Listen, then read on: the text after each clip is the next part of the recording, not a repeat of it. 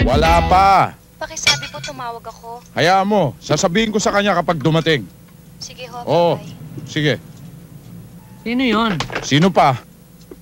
Kundi yung girlfriend ni Dennis. Hinahanap na naman yung lalaki niya. Lisa, tumawag kanina si Karen. Nagyayang manood daw kayo ng sine.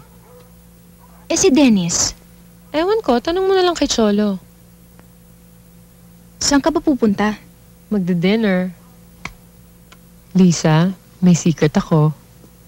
Pero promise mo sa ating dalawa lang, ha? Wow, para naman yatang super secret yan ha? I think magpo-propose na ng marriage si Arthur tonight. You're kidding. Wish me luck. Papayag ba si mami at si daddy na... Eh di kung ayaw nila, magtatani na lang kami. Problema ba naman yun? Ay nako, nandiyan na si Arthur. Bye! Bye.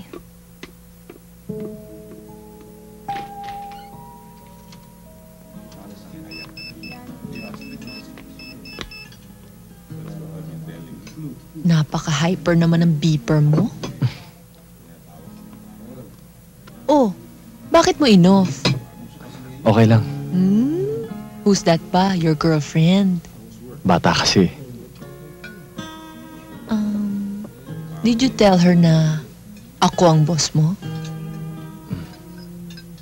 Does she know about me in general?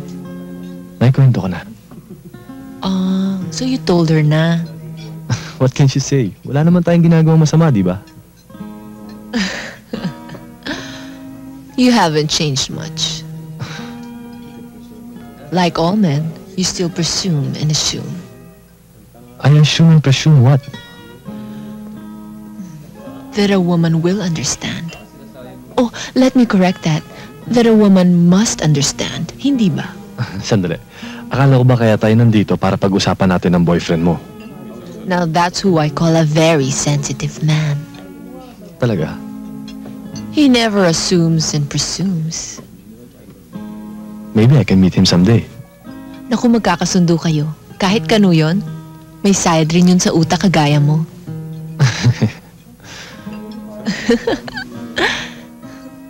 Sige na naman, Lisa. Sumama ka na. You better decide. Malilate na tayo sa last full show. Eh hindi nga pwede baka dumaan si Dennis. Eh di you leave word so he can follow. Ano ba? Manunood ba tayo ng sine o hindi? Alam mo, kanina pa yung depressed. Bakit? Wala pa rin bang return of the comeback? May na-discover. Nakikipag-date sa iba siguro. You told me we're going to watch a movie. Tapos pinaghintay niyo ako dito sa kotse. Annette, you're acting like a spoiled brat. I don't care! I want to die. Ay naku, sige na. I don't think kaya kong mag-guidance counseling tonight. Mauna na kayo. Lisa! Good night, people! Ano ba? Let's go! Let's go Bye. na! Oo na, buwisit naman eh. Pag kung akong tatanungin mo, it takes a lot of responsibility. Bata nga eh, di ba? Gaya ng sinabi mo. But she's nice naman. She's only 19 pero she's mature for her age. Ganyan naman ang gusto mo eh. You like them young para madaling mauto. Ginagawa mo naman akong dirty old man. Masaya ka ba? Okay lang. Hindi ka sigurado? Yes, I'm happy. That's good. Ikaw, Marijo, masaya ka ba?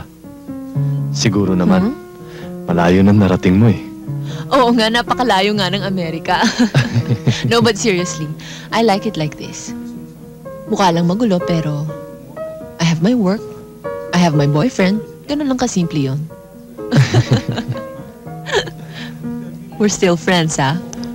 So, sa palagay ko, kung ano man yung nangyari, nangyari na. At least masaya tayo ngayon. This way, sir. Ma'am. Table for two. Oh my God! Bakit? Yung boyfriend ni Lisa may kasamang ibang babae.